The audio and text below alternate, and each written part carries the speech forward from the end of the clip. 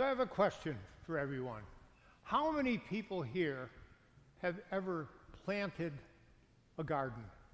Or planted a vegetable plant, or maybe a flowering plant, whether it's a perennial or an annual? Yeah, a lot of us have done that. And once we've planted it, about a few weeks later, when you walk by those plants, what do you see when you look down? The weeds. So are you like me?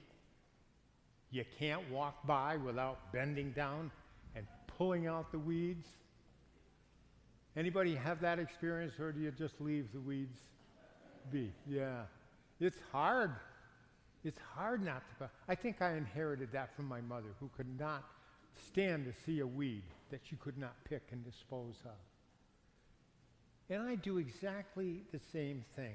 But sometimes, and my wife Joan and I have experienced this, I'll take a look and I'll go, is that a weed? Or did we get that plant last year and that's the plant? So we consult one another. Uh-oh. So we consult one another. Sometimes it's hard to distinguish the weed from the plant itself. And so if we pull that weed out, we risk pulling the plant out with it, because typically the weeds have roots that are much deeper than the plants. But as we know, and as we've just attested, weeding is part of the wisdom that we might call agricultural wisdom or gardening wisdom. We just need to do it. The weeds just don't belong. But Jesus is speaking in this gospel to a very simple people.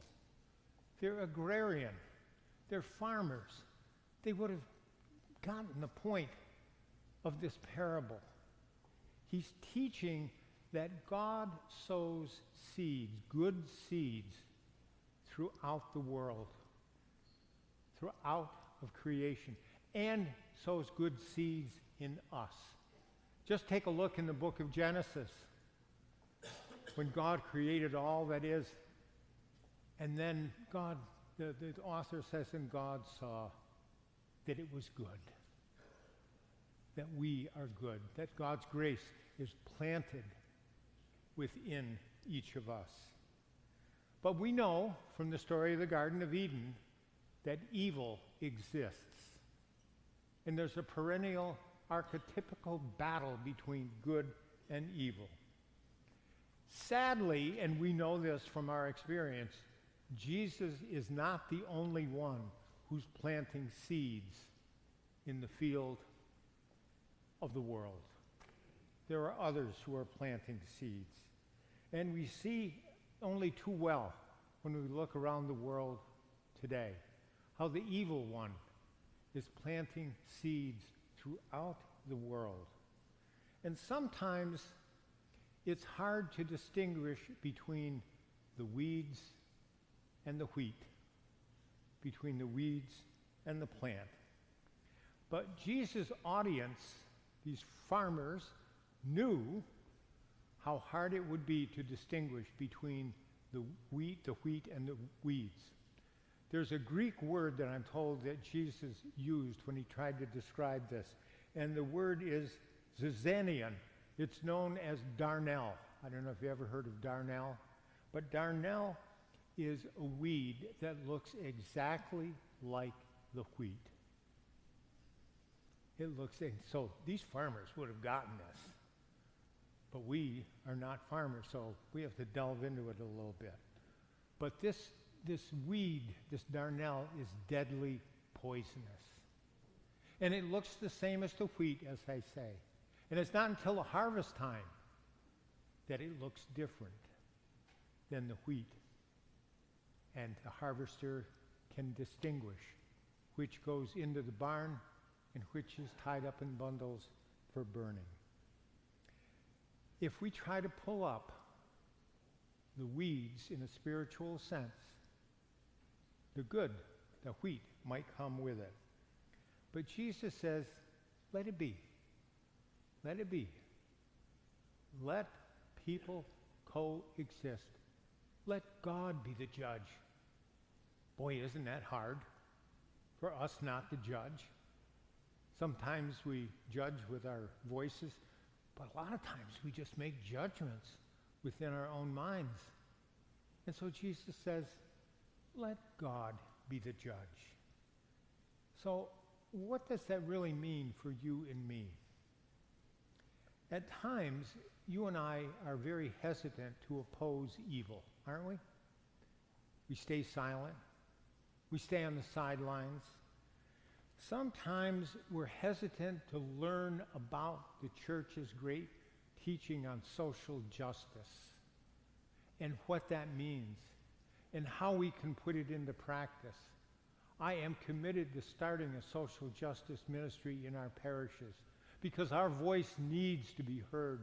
The voice of Christians, faithful Christians, needs to be heard in our world today to address all the weeds that are out there, as it were.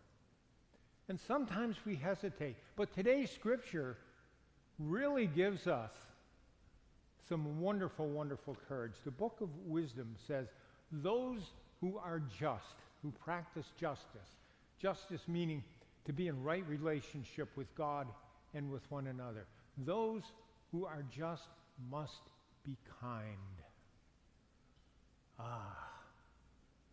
We got to be kind, the author of wisdom says. Paul says we need to be like the Lord, who is good and forgiving. Love is forgiving. And Paul says we're not alone because God's Spirit comes to the aid of our weakness. So rather than harshly judging others, and I don't know about you, but I battle that all the time, of being too judgmental.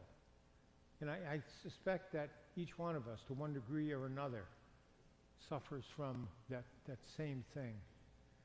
But rather than judging others, maybe here's what we can do this week. We can reflect deeply, bring to prayer what Jesus is saying today. Where are the weeds in our own hearts? Where are the weeds in our own hearts? And where do they show up? Where are those weeds sprouting in our daily lives? Just like the darnel. We're all sinners. It's the experience of all of us. So where are the weeds within our own hearts? And where do they spring up? Where do they show up? Where do they sprout in our lives? And maybe we can bring our own weeds right to the foot of the cross and ask the Lord to crowd out those weeds so that we may be faithful disciples. So maybe to sum it up, may we spend less time judging the wheat and spend more time simply being the wheat.